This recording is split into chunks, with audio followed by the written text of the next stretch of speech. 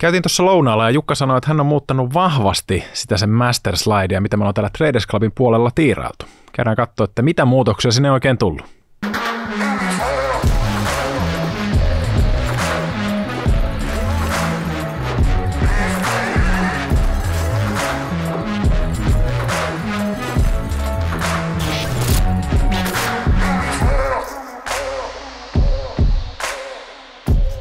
Tervetuloa taas Traders Clubin pariin. Täällä minä ja Jukka keskustellaan osakemarkkinoista ja siitä, että miten me saadaan susta parempi treidaaja. Viime viikolla saatiin aikamoinen pomppu tuolla Jenkki-indekseissä. Siellä taisi olla itse asiassa jokainen päivä isoja vihreitä kynttilöitä. Ja onko tämä nyt sitten semmoinen yksi pieni syy ainakin siihen, että tekninen kuva kun muuttui totta kai positiivisemmaksi, niin sun näkemyskin on muuttunut sitä myötä? Joo, toki se on yksi faktori, eli saatiin tosiaan niin sanottu kultainen viikko, eli 5 vihreitä päivää ja samalla itse asiassa vuoden vihrein viikko, eli isoimmat nousuprosentit kirjattiin viime viikolla. Ja tosiaan se muuttaa aika paljon teknistä kuvaa, kun tultiin sieltä vahvasti ylimyydystä tilanteesta, vahvasti 200 liukuvan keskiarvon läpi ja taas ollaan paljon paremmassa teknisessä asetelmassa tuolla markkinoiden kannalta, mutta viime viikolla saatiin myös mielenkiintoisia makrokommentteja, eli keskuspankin kokous oli keskiviikkona, torstaina saatiin vielä Applen tulos ja sitten perjantaina saatiin mielenkiintoiset työpaikkatilastot Jenkeistä. Eli nekin muokkasi pikkasen omaa näkemystä makron suhteen ja mennään katsomaan suoraan, että mikä on muuttunut. Mutta mitä ihmettä? Mitä on nyt tapahtunut, että sun näkemys on muuttunut? Ei välttämättä ihan täyskäännökseksi, mutta ainakin radikaalisti. Joo, lähdetään liikenteeseen siitä, että mitä tässä masterslidella sanottiin aikaisemmin ja katsotaan sen jälkeen, että mikä on muuttunut ja mihin suuntaan muutetaan tätä masterslidea. Eli tämä on tosiaankin se masterslide, mikä nähtiin viime viikolla ja tässä on perusteeseen tuossa makron puolella oli se, että Jenkeissä ollaan työmarkkinalla kesän ja alkusyksyn aikana nähty jonkunlaista heikkenemistä, joka voisi avata oven sille taantuman todennäköisyydelle. Ja taisi olla noin 1,5 kuukautta sitten, kun nostettiin sen taantuma pääskenaarioksi, eli 60%. Eli oletetaan, että taantuma olisi kuitenkin todennäköisempi kuin se, että ei tulisi taantumaa. Ei paljon, mutta kuitenkin nostettiin pääskenaarioksi. Palataan kohta tuohon työmarkkinaan. Katsotaan tässä vaiheessa vielä tämä osakemarkkinanäkemys tässä. Eli odotuksessa oli se, että tuon vahvan nousun jälkeen, mikä me nähtiin tuossa kevään ja kesän aikana, niin nähtäisiin nyt se isompi korjausliike. Ja niin kuin se kuvattiin tuossa slaidilla, niin korjausliike kohti 4000 pistettä, mutta kuitenkin tehtäisiin se korkeampi pohja tuolla markkinalla, eli se viime vuoden karhumarkkinan pohja pitäisi. Tuossa oli paljon näitä erilaisia syitä siihen, että minkä takia tilastojen perusteella niin kun joka kerta, kun nämä tietyt ehdot on täyttynyt, niin ollaan jossain vaiheessa sitten noustu kuitenkin sinne uuteen huippuun markkinalla, eikä olla tehty enää uutta pohjaa siinä vaiheessa, kun nämä ehdot on täyttynyt. Ja niin kuin siltä pohjalta on niin kuin ajatellut koko vuoden tätä markkinaa, ja nämä oli niin kuin niitä kohtia, mitä me silloin vuoden alussa 2023 nähtiin markkinakehityksen kautta ja pystyttiin vetämään siinä vaiheessa niin kuin se ennuste, että ei tehdä enää uusia pohjia, ja kuitenkin niin kuin pitkälle tultiin ylöspäin markkinalla ennen nyt kuukausia kestänyttä korjausliikettä, mikä niin kuin ollaan näissä jaksoissa puhuttu, niin on kuitenkin siinä täysin normaalin korjausliikkeen raameissa. Jos katsotaan nyt graafien puolelta tätä vielä, niin tuolta kesän huipusta tuolta yli 4600 pisteestä tultiin tuohon 4100 pisteeseen.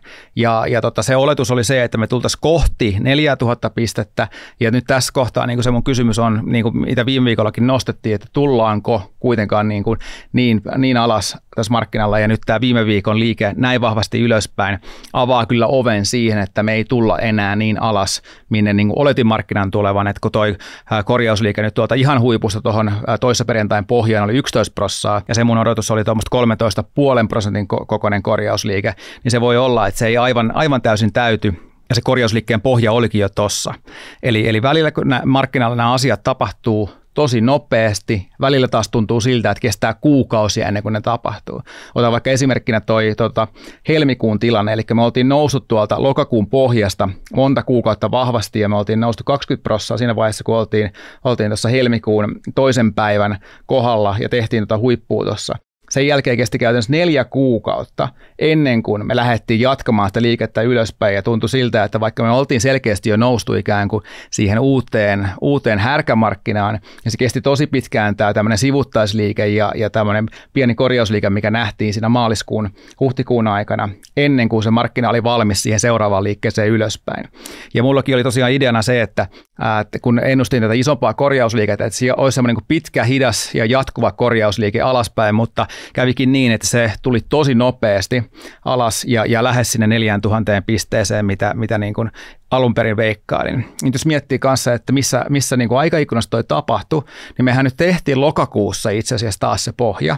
Et niin täällä niin kuin SP:n puolella, itse asiassa myös Helsingin pörssin puolella, meillä on nyt aika selkeä pohja, mikä tapahtui lokakuussa, ja se, mitä me ollaan puhuttu niistä lokakuun pohjista, niin sehän on se kuukausi, kun yleensä nämä niin kuin kaikista tärkeimmät tai niin kuin, tämmöiset välipohjat tapahtuu tuolla markkinoilla, niin kuin ollaan aikaisemmissa jaksoissa käyty läpi. Ja nyt oikeastaan tästä johtuen, niin poistetaan siitä master slideilta se oletus siitä, että enää tultaisiin välttämättä sinne 4000 pisteeseen. Ei nyt sanota, että se olisi niin kuin täysin mahdotonta, ja se voi vielä tapahtua, että me tässä nähdään seuraavan 4, 5, 6 kuukauden aikana jotain heikkoutta markkinoilla, isompaa korjausliikettä, mutta se ei ole enää yhtään niin todennäköistä, kuin minä pidin sitä tuossa aikaisemmin. Et me tultiin jo niin lähelle, ja nyt ollaan nähty niin vahva pomppu, ja ikään kuin tämä tekninen kuva alkaa paranemaan, ja meillä on paljon eri signaaleita siitä, jotka kertoo siitä, että seuraavat pari kuukautta voi olla aika vahvoja, ja sen takia se on todennäköisyys sille, että todennäköisemmin mennään kuitenkin niin kuin ylöspäin tässä lähikuukausien aikana, niin on kasvanut niin paljon suuremmaksi, että ei kannata niin kuin pysyä siellä niin kuin lyhyen aikavälin negatiivisessa näkemyksessä, koska kuitenkin niin kuin se iso kuva edelleenkin ja koko ajanhan on ollut se,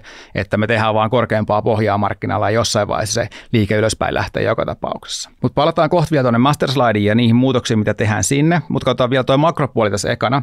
Eli ehkä se tärkein tekijä, mikä siinä niin kuin makroteesissä ja siinä, että minkä takia me ei olla menty siihen taantumaan, mitä me ollaan täälläkin toisteltu, on ollut se työmarkkina ja sen vahvuus. Se on äärettömän vahva, että se mitä me ollaan niin kuin nähty toi ikään kuin laskeva käyrä noissa työpaikkojen lisäyksen määrässä, niin se on ollut periaatteessa vaan sitä normalisoitumista kohti sitä normaalia työmarkkinatrendiä.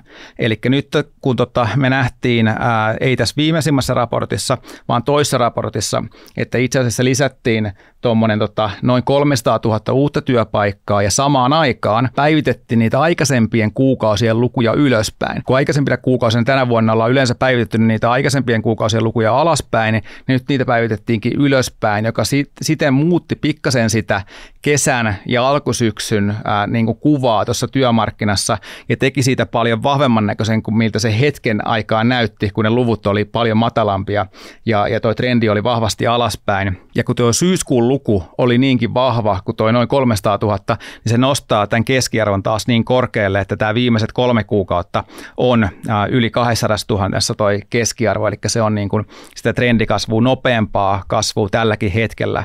Ja toi ihan viimeisin luku, mikä saatiin siis viime perjantaina, toi 150 000 uutta työpaikkaa lokakuun aikana, ja se on pikkasen heikompi, mutta siihen vaikuttaa osittain se, että Jenkeissä oli isoja lakkoja, jotka vei tuosta luvusta suoraan yli 30 000 työpaikkaa pois.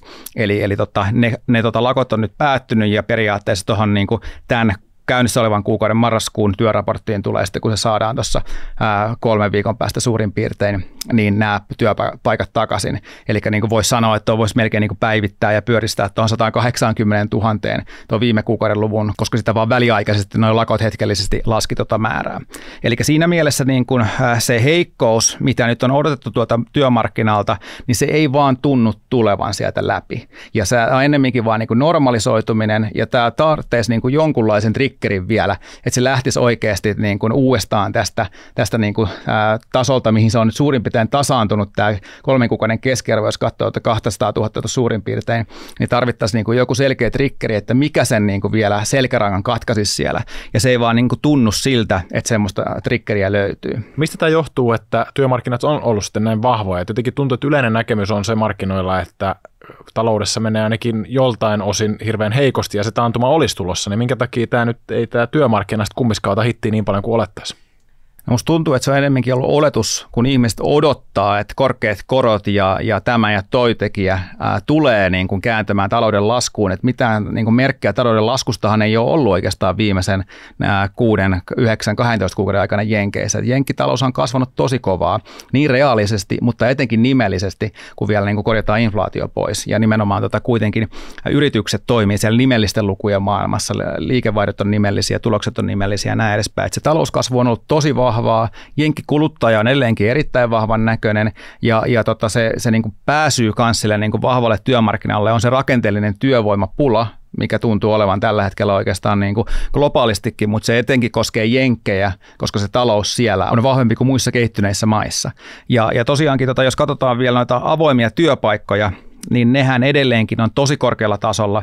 Eli tuossa kun näkyy toi 2019-2020, niin toi on niin kuin se vanhempi huippu, mitä ei ole koskaan aikaisemmin ylitetty. Ja edelleenkin nyt kun ollaan tässä 9,5 miljoonassa avoimessa työpaikassa, niin tämäkin näyttää enemmän niin kuin viime kuukausina stabiloitumisen merkkejä siitä, kun se on lähtenyt laskuun tuolta yli 10 miljoonasta. Niin siinä mielessä, että ennen kuin niin kuin tämä selkeästi olisi laskenut vähän niin kuin se inflaatiokäyrä, mitä me ollaan katsottu, missä niin kuin se inflaatio menee ylös vauhdilla, mutta se tulee myös alas vauhdilla, niin tämä ei ole tehnyt sitä, vaan ennemminkin niin kuin tämä alkaa pikkuhiljaa stabiloitumaan. Että nämä viimeiset 4 kuukautta ollaan oltu tässä suurin piirtein samalla tasolla, eikä tunnu siltä, että se työvoimapula hellittää tuolla Jenkeissä. Joten se on niin kuin tässä tilanteessa hieman vaikea nähdä, kuinka tuo työmarkkina kovinkaan nopeasti ainakaan lähtisi sulamaan tästä alta pois. Okei, eli tämähän nyt lähtökohtaisesti kuulostaa tosi loistavalta, että jengillä on työpaikkoja saatavilla, mutta sitten taas eikö tämä nyt kumminkin vaikuta siihen, että inflaatio nousee, koska silloin kun on työvoimapula ja työpaikat haluaa saada täytettyä ne omat työpaikkansa, he maksaa korkeampia palkkoja, jotta ihmiset saataisiin sinne töihin, ja Fedillä kun olisi kumminkin tarkoitus hillitä sitä inflaatiota, niin jos tämä kerran nostaa inflaatiota, niin Fedinhän pitäisi silloin tiukentaa toimia, mikä taas sitten ainakaan osakemarkkinoiden näkökulmasta kuulostaa hirveän hyvältä. No, tuohon perjantain työllisyysraporttiin sisältyy myös dataa palkkainflaatiosta. Ja itse tällä hetkellä näyttää siltä, että tuolta olisi ikään kuin tulossa jackpotti, eli palkkainflaatio kuitenkin selkeästi maltillistuu tässä samaan aikaan, kun edelleenkin työmarkkina pysyy niin kuin selkeästi vahvana. Eli nyt ei olla vaadittu sitä, että työmarkkina mitenkään erityisesti niin kuin, lähtisi heikkenemään tuosta, vaan tuo normalisoituminen on riittänyt siinä, että tuo palkkainflaatio on tullut alaspäin. Eli tuosta tosiaankin näkyy tuo 3 kuukauden annualisoitu palkkainflaatio, niin kuin nähdään, niin tämän viimeisimmän raportin myötä se on laskenut melkein jo tuonne niin kuin ennen koronaa oleville tasoille, eli sille normaalille tasolle, missä se palkkainflaatio on ollut tuossa vähän yli 3%, kun aikaisemmin käytiin tuolla niin kuin yli 6%. Mikä oli ongelma, niin tämäkin on ikään kuin normalisoitunut tässä samalla, kun vaan tämä inflaatio-ongelma on poistunut, niin samaan aikaan, kun hinnat ei nouse enää niin kovaa, niin palkatkaan ei nouse enää niin kovaa. Ja tämäkin on ollut meidän teesi täällä, että tämä palkkainflaatio itse asiassa ei ole ollut niin kuin se inflaatio-ongelman sydän tai niin kuin se pääsyy, vaan tämä on ollut enemmän seuraus siitä inflaatiosta. Ja nyt kun nähdään, että inflaatio on tullut alas, niin ne palkat tulee sieltä alas perässä kanssa, tai ainakin se palkkojen nousutahti. Eli tämäkin on normalisoitunut jo semmoiselle tasolle, että Fed voi olla aika tyytyväinen tähän. Ja toki he haluavat nyt nähdä, että se pysyy tällä tasolla, mutta tämäkin vaan puhuu sen puolesta, että se työ on periaatteessa sen inflaation suitsimiseksi tehty, ja rahapolitiikka on kiristetty jo tarpeeksi korkealle, ja niin kuin se positiivinen tekijä tässä on se niin kuin Fedin kannalta, että entistä niin kuin tuo sitä soft landingia niin kuin lähemmäksi, eli ei tarvitse nähdä, että niin kuin talous mitenkään erityisesti ottaa hittiä siitä, kun ollaan kiristetty rahapolitiikkaa, kun edelleenkin niin kuin data, mikä niin kuin ollaan saatu, on näin positiivista, ja samaan aikaan se ongelma on poistumassa sen inflaation kautta. No miten tämä kaikki äsken käyty vaikuttaa sitten siihen sun näkemykseen? No koska kaikki nämä näkemykset perustuu siihen olemassa olevaan, käytettävissä olevaan dataan, ja silloin kun se data muuttuu, niin näkemystä on pakko muuttaa silloin. Ja niin kuin käytiin läpi, niin tuosta työmarkkinadatasta ei voi tällä hetkellä vetää semmoista johtopäätöstä, että se osoittaisi minkälaisia heikkenemisen merkkejä ja siten niin kuin nostaisi sitä mahdollisuutta, että jenkit olisi tässä niin kuin lyhyellä aikavälillä menossa taantumaan. Ja sen takia tähän master slidelle on tehty nämä pinkillä näkyvät korjaukset tai oikeastaan lisäykset. Eli tosiaankin ekana on nostettu tuo työmarkkina, sen vahvuus ja se, että ilman työmarkkinaheikkoutta ei sitä taantumaa ole tulossa, niin kuin tähänkin mennessä ollaan menty, ja avoimien työpaikkojen määrä oikeastaan vahvistaa sitä teesiä, että se ainakaan lyhyellä aikavälillä ei ole selkeästi heikkenemässä. Ja se, mikä tässä on nyt muuttunut, on se, että tämä koronastysykli on nyt varmastikin päättynyt niin Euroopassa kuin Jenkeissä, ja seuraavaksi rahapolitiikkaa löysennetään. Ja se ei yleensä ollut huono asia osakkeille ollenkaan, etenkin nyt kun nähdään, että inflaatio tulee laajalla rintamalla edelleenkin alaspäin, ei ihan niin nopeasti kuin tuossa aikaisemmin tänä vuonna, mutta pikkuhiljaa kuitenkin mennään oikeaan suuntaan, ja se mahdollistaa sitten keskuspankille koron laskujen aloittamisen jo ensi vuoden aikana. Ja sitten vielä samaan aikaan, kun keskuspankki jo pystyy löysentämään rahapolitiikkaa, niin SP500-yhtiöiden tuloksetkin nousee ennätyksiin ensi vuoden aikana ja luultavasti siitä eteenpäin myös vuoden 2025 aikana. Eli niin kuin mennään semmoiseen markkinaympäristöön, mikä on erityisen mieleinen osakkeille, eli niin kuin löysempi rahapolitiikka, matalampi inflaatio, matalammat korot, ennätystulokset, niin tuosta ei oikein voi leipoa mitään muuta enää kuin sen, että SP500 menee uusiin kaikkien aikojen huippuihin, niin kuin tuonne osakemarkkinanäkemyksen puolella ollaan päivitetty. Varmaan hyvä nostaa tässä vaiheessa esiin myös se, että tämähän kaikki koskee jenkkejä. Eli Euroopassa menee huonosti, Kiinassakin talous lähtenyt vähän hidastumaan, niin miten tämä kaikki vaikuttaa nyt sitten tähän koko näkemykseen? Tosiaankin riskejä aina on, niin kuin osakesijoittamiseen kuuluu, ja tällä hetkellä muutin pikkasen lausetta tonne, mikä aikaisemmin oli, koska siellä puhuttiin jenkkien heikkoudesta. Oikeastaan tällä hetkellä, niin kuin, kuten aikaisemminkin joskus sanonut, niin se on ollut sellainen niin kuin rullaava taantuma, että jotkut sektorit on heikkoja aina välillä, jotkut sektorit on edelleenkin niin kuin jaksaa kantaa sitä junaa eteenpäin, ja se ei koskaan niin kuin levi siihen koko talouteen, ja siinä on nimenomaan tuo työmarkkina isossa osassa. Että Eurooppahan on käytännössä taantumassa, Kiinan talouskasvu on niin heikko, että voidaan puhua jonkunlaisesta taantumasta, vaikka periaatteessa niin kuin plussan puolella mennään kuitenkin taloudessa, mutta selkeästi niin kuin Kiinalle ominaisia lukuja heikommassa talousympäristössä sielläkin. Että niin kuin se isoin riski varmaan on se, mikä on tuossa tokana listattuna ja ollut jo pidempään, että nämä korkeampien korkojen viiveellä tulevat vaikutukset, että kuinka pitkät ne viiveet oikeasti on, milloin ne korkeammat korot tulisi niin kuin laaja-alaisemmin näkymään myös tuolla jenkkien puolella, vai tuleeko ne ollenkaan, vai onko talous vaan niin vahva, että huolimatta noista niin kuin korkeimmista koroista, niin talous tämän niin kuin rullaavan taantuman läpi on puksuttanut, ja nyt lähdetäänkin niin kuin enemmän kiitoon tästä, ja samaan aikaan lähdetäänkin laskemaan jenkeisin korkoja alaspäin, eli ne korkeimpien korkojen vaikutukset ei koskaan niin kuin täysimääräisesti ehdi vaikuttamaan niin ainakaan, että ne painaisi taloutta taantumaan. Että tässä nyt veistellään tämmöistä niin kuin super soft landing skenaarioa, mutta se on oikeasti tällä hetkellä niin kuin näyttää ainakin hyvin mahdolliselta. Pois lukien se, että jos nyt jotain yllättävää tapahtuu, niin kuin tässä viime vuosien aikana on toki tapahtunut kaikenlaisia yllättäviä asioita, ja tällä hetkellä tuo geopoliittinen tilanne on tietysti semmoinen, että jotain semmoista yllättävää voisi tapahtua, joka suistaa tämän positiivisen junan jotenkin vielä raiteiltaan. Tämän osion loppu voisi kertoa pienen intistori. Ne, jotka on käynyt Intissä, niin ymmärtää tämän varsin hyvin. Eli siellä kun ollaan talvella teltassa, siellä on helvetin kylmä, siellä pidetään kaminaa päällä, ja se yksi jätkä tai mimmi pitää huolen siitä, että se kipinä pysyy siellä kaminassa, koska muuten kaikki jäätyy kuoliaksi. Ja tässä jenkkitaloudessa tässä on vähän sama homma, että siellä aina vuorotellen on se tunnin vuoro, kun se vaihtuu se tyyppi aina siihen kaminan ääreen, pitää huolta, että se pysyy pystyssä, niin saman tapaa jenkkitaloudessakin. Siellä aina tulee se uusi sektori tai joku uusi tällainen tekijä, joka kannattelee sitä koko muuta taloutta, ja muut voi mennä ihan omalla painollaan eteenpäin ja ei tarvitse sen enempää huolehtia. Ja sitten taas jossain vaiheessa vahtivuoro vaihtuu ja sitten mennään sitten koko sen talven yli siinä, niin kuin tässäkin nyt hankalien aikojen yli ollaan menty. Ja teltta pysyy lämpimänä. Teltta pysyy lämpimänä.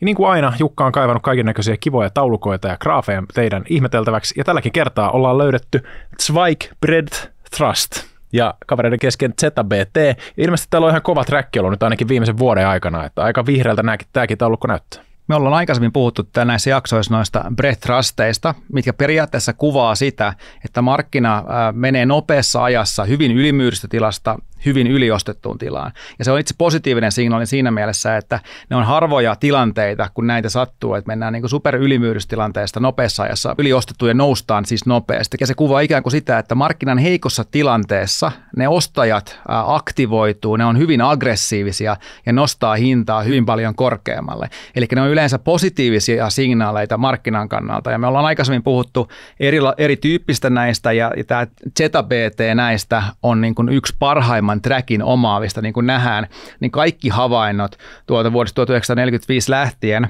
on positiivisia, kun katsotaan 6 kuukautta ja 12 kuukautta eteenpäin. Ja viime perjantaina tosiaankin saatiin tämä signaali, ja tämä on harvinaisesti toinen signaali yhden vuoden aikana. Nämä on tosi harvinaisia, niin kuin näkyy, että tässä on toi keskiarvoisesti taitaa tulla 3 vuoden välein tai jotain näitä signaaleita vaan, että on aika harvinaisia, kun näin tapahtuu. Aikaisemminkin joskus on käynyt niin tuossa vuonna 1962, että ollaan saatu 2 signaalia saman vuoden aikana, mutta nyt saatiin toista kertaa. Aikaisemmin saatiin tuossa maaliskuussa signaali, ja nyt saatiin viime perjantaina. Aika vihreältähän tämä taulukko näyttää, että niin kuin Ryan tweetissäänkin tämän toteaa, että toisen maailmansodan jälkeen, kun näin on käynyt, niin SP500 on aina vuoden päästä ollut plussan puolella. Joo, ja silloin kun löytyy tämmöisiä tilastollisia anomalioita, ja tämäkin on niinku semmoinen, mistä on tiennyt etukäteen, tai mikään uusi juttu, mikä nyt just löytyi viime perjantaina, niin kun tämä harvoin antaa näitä signaaleita, niin itse en ainakaan haluaisi olla toisella puolella mun oman näkemyksen suhteen, kun saadaan tämmöisiä signaaleita, joiden osumisprosentti historiallisesti on ollut 100%. Jos vielä visuaalisesti katsotaan, että miltä nämä näyttää yleensä nämä tilanteet, kun näitä ZBT-signaaleita saadaan, niin tässä on tuossa finanssikriisin jälkeen kaikki signaalit, mitä ollaan saatu. Ja kuten voi huomata, niin nämä usein tulee korjausliikkeen päättyessä. Nämä ei ole aina ihan täydellisiä, ja varmaan niin kuin heikoin näistä signaaleista on tuossa 2015, vaikka sen jälkeen niin kuin noustiinkin selkeästi, niin me mentiin vielä seuraavien kuukausien aikana vähän alempaan pohjaan. Toki 6 ja 12 kuukautta eteenpäin tuostakin signaalista oltiin positiivisia ja hyvät tuotot, mutta niin kuin tämäkin niin kuin vaan näyttää sen, että tämä ei ole aivan täydellinen ja kerro ikään kuin siitä, että pohja on varmuudella jo ohitettu. Aika hauskasti tuossa 2015 toikin osuu toi signaali just tuonne lokakuun kohdalle, ja se seuraava alempi pohja löytyykin sitten, jos nyt ihan tarkkaan katson, niin noin maaliskuun tietämiltä. Että voisiko se olla tässäkin tapauksessa niin, että kumminkin pompahdettaisiin nyt vähän ylöspäin, ja sitten ensi vuoden maaliskuussa, niin kuin tuossa vielä joku aika sitten olit sitä mieltä, että maaliskuussa vasta tehtäisiin ne pohjat, niin mitä jos tässä käykin näin?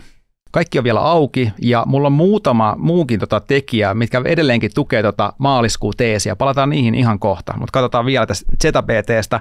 Vähän vielä pidempi historiadata siitä, että mihin kohtaan nämä on historiassa nämä pohjat ajoittunut. Et jos katsotaan ihan 45 lähtien, niin näkyy, että nämä on äärimmäisen hyviä signaaleita, ja nämä yleensä tulee lähellä pohjia, ja välillä saatetaan mennä alemmaksi niin kuin seuraavien vuosien aikana, mutta usein on ainakin aika lähellä näitä väliaikaisia pohjia. Ja sitten sitä maaliskuusta. Eli tässä on tämä ARK-ETF:n kurssigraafi, mitä me ollaan aikaisemmin katsottu, jos taustalla näkyy toi Nasdaqin IT-kuplan kurssigraafi. Ja tämä niin kuin näiden samankaltaisuus on ollut niin kuin hämmästyttävä, ja hämmästyttävällä tavalla se edelleenkin jatkuu. Tämä arkki varmaan kuvasi kaikista parhaalla tavalla sitä koronan jälkeistä hypeä, mikä syntyi, niin ehkä se myös kuvaa tätä ikään kuin sitä seurannutta karhumarkkinaa ja sitä kehitystä. Eli tosiaankin niin kuin tästä nähdään, niin nyt ollaan niin kuin hyvin pitkälti samaa kaavaa taas menty kuin silloin 2002-2003 suurin piirtein, kun Nasdaq laski samantyyppisesti. Ja niin kuin tästä näkyy, niin periaatteessa se lasku vielä jatkuu niin kuin hieman pidempään. Että hyvä muistaa, että tämä IT-kuplan jälkeinen karhumarkkina on tämän meidän niin kuin modernin nykyhistorian, eli 1950-luvun jälkeen pisin karhumarkkina, ja se näyttää nyt täältä. Eli me ollaan niin kuin hyvin lähellä jo sitä niin kuin pisimmän karhumarkkinan kestoa, jos niin kuin katsotaan sitä ARK-ETF:n kautta. Ja nyt jos nämä jatkaisi vielä niin kuin tätä samaa latua menemistä, niin meillä olisi muutama kuukausi jäljellä laskua, ja tämäkin ajoittuu justiinsa sopivasti tuonne suurin piirtein maaliskuun kohdalle, milloin se pohjaisi, jos se ihan loppuun asti seuraisi tätä IT-kuplan jälkeistä karhumarkkinaa. Mikään ei sano, että sen täytyisi jatkuu niin pitkään kuin se kaikista pisin karhumarkkina, mutta se on mahdollista. Ja tässä on vaan niin kuin, yksi huomio siitä, että kuinka se on edelleenkin niin kuin jatkanut tätä korrelaatioa näin hyvin. Ja sitten toinen asia, mikä periaatteessa vähän puhuisi sen laskun jatkumisen puolesta vielä hetken aikaa, on tämä, että kun katsotaan historiassa niitä hetkiä, kun keskuspankit lähtee laskemaan ohjauskorkoja, niin se näyttää täältä. Tässä on eroteltu ne keissit erikseen, joissa tulee se taantuma ja jossa ei tule taantumaa.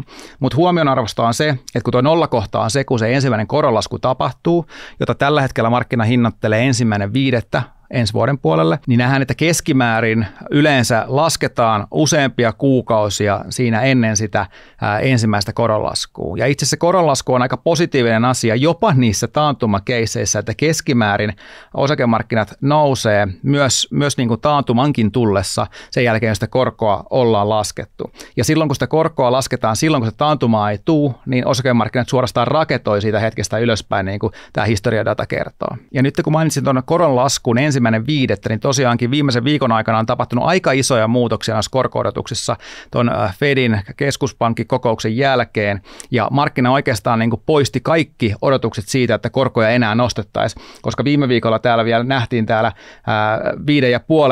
sarakkeessa noin 30% lukuja, niin ne on laskenut tuonne niin kuin 15 ja 10 suurin piirtein, että se markkina pitää hyvin epätodennäköisenä, että enää tehdään korkoliikkeitä ylöspäin, ja nyt ennemminkin aletaan niin katsomaan sitä, että milloin niitä lasketaan lasketaan. Ja itse asiassa se koron laskukin on tässä viimeisen viikon aikana tullut yhtä kokousta lähemmäksi, eli noin 1,5 kuukautta lähemmäksi kuin missä oltiin aikaisemmin. Eli siinä mielessä, kun meillä on enää 8 viikkoa vuotta jäljellä, niin tässä on enää 8 viikkoa plus 4 kuukautta, niin oltaisiin niin koron laskuissa kiinni ensimmäistä kertaa. Että tuntuu siltä, että eikö markkina on just vaan stressannut siitä, että kuinka paljon korkeammalle niitä nostetaan, kun oikeastaan ollaan jo aika lähellä sitä, että todennäköisesti aletaankin se koron laskuruljanssi. Eli jos korkosijoituksia miettii, niin periaatteessahan silloin pari viikkoa sittenhän taisi olla sitten ikään kuin se paras aika, että eikö näillä yleensä markkinakoroilla sekä sitten ohjauskoroilla äskeisellä slaidilla on kumminkin jonkinnäköinen korrelaatio, että ne ohjauskorot tulee kumminkin aina vähän näitä markkinakorkoja jäljessä, eli kun päästiin tuonne 5% käymään täällä markkinakoroissa, niin siellä kun nähtiin huippu, niin nyt sitten nähdään myös ohjauskorkojen puolella, ainakin markkinahinnoittelun mukaan se huippu. Joo, toivottavasti näin, koska taas niin osakesijoittajan kannalta hyvä, että jos nyt se korkohuippu vihdoinkin olisi, että me ollaan sitä odotettu, toivottu ja pelätty, minne asti nuo korot nousee. Nyt ainakin nähtiin aika vahva liike tuolta 5% tuohon jo melkein noin 4,5 alimmillaan. Eli isoja korkoliikkeitä ollaan nähty, ja nyt ainakin tuo niin kuin vahva nousutrendi, missä oltiin, niin on jossain määrin katkennut. Ja nyt vaan niin kuin käytännössä, jos toivoo, että markkina lähtee ylöspäin, niin kannattaa toivoa, että korot ei enää uudestaan lähde puhkomaan 5%, vaan ennemminkin, että se korkohuippu olisi saavutettu ja se antaisi kanssa niin kuin mahdollisuuden tuolle osakemarkkinalle jatkaa ylöspäin, jos korot ei mennä ylöspäin. Eli sekin oikeastaan riittää, että jos korot menee tässä vaan sivuttain, niin se mahdollistaa sen osakemarkkinan nousun. Mutta jos nämä lähtee entisestään vielä laskemaan, niin se voi vielä entisestään tukea sitä osakemarkkinan nousua. Ja sitten salkut. Sulla näkemyksen on tullut muutos, mutta ilmeisesti salkkuun ei ole tullut kumminkaan muutoksia. Edelleen 3 samaa Suomi-lappua, mitkä sulla oli viime jaksossa. Ajattelitko heittää ne kohta laitaan vai onko se tarkoitus pitää oikeasti pidempäänkin? Joo, niin kuin sanoin silloin, kun otin nämä 3 lappua tuonne salkkuun, niin näitä olisi tarkoitus pitää pidempään. Se voi olla, että ehkä yhdestä näistä jossain vaiheessa saatan luopua ikään kuin lukitsen voittoa ja sitä kautta aina 2 muun sitten rullata pidempään siellä. Ja viime viikolla tosiaankin hieman myöhästyin tuosta vahvasta rallista. Ja nyt kun näkemys on huomattavasti ehkä vielä positiivisempi kuin aikaisemmin, niin ennemminkin vaan niitä ostopaikkoja nyt etsitään. Ja tosiaankin ovi on auki vielä niin kuin sille skenaariolle, että me tehtäisiin vielä alempi pohja kuin mikä me tehtiin tuossa viime viikolla tai toissa viikolla, mutta kuitenkin niin kuin selkeästi korkeampi pohja kuin mikä tehtiin sen lokakuussa 2022. Ja näkemys on hyvinkin härkäinen, mutta se varmasti niin kuin tulee myös niitä liikkeitä alaspäin. Ja niin kuin katsottiin sitä, että mitä tapahtui silloin tämän vuoden helmikuusta sinne kesäkuun alkuun, ennen kuin se liike alkoi, me mentiin käytännössä vaan siinä sivuttain, että vaikka nyt odottaakin, että se liike tulee jatkumaan ylöspäin ja mennään uusiin huippuihin vuonna 2024, tässä voi tapahtua seuraavana kuukausina mitä vaan vielä välissä. Ja sitten sun volatiiliin salkkuun, joka on käynyt tuolla jopa munkin salkun vuosituottoja korkeammalla viime viikolla, niin kun se on taas hieman romahtanut nyt alaspäin.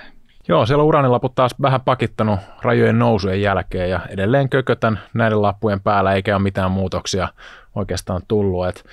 Toivon, että saataisiin nyt tuonne indeksipuolelle joku selkeä suunta, että pääsisi taas vähän jotain pikkukikkaa heittää sinne. Että mä oon ollut aika varovainen nyt, kun ei ollut sitä selkeää näkemystä siitä, että mihin indeksit sääntää seuraavaksi. Tässä kisa tiukentuu, kun loppuvuotta kohti mennään. Että meillä on aika lähellä toisiaan nyt nämä meidän salkkujen tuotot. Ja tässä on enää ihan muutamia viikkoja jäljellä. Ja itse asiassa jakso 200kin, sehän lähestyy kans marraskuun lopulla. Ja silloin varmaan jotain vähän spessumpaa jaksoa tiedossa, kuin tämmöinen ihan peruspläjäys, joten kannattaa ehdottomasti silloin olla kuulolla. Totta kai kaikki muutkin viikot, mutta silloin eri toten.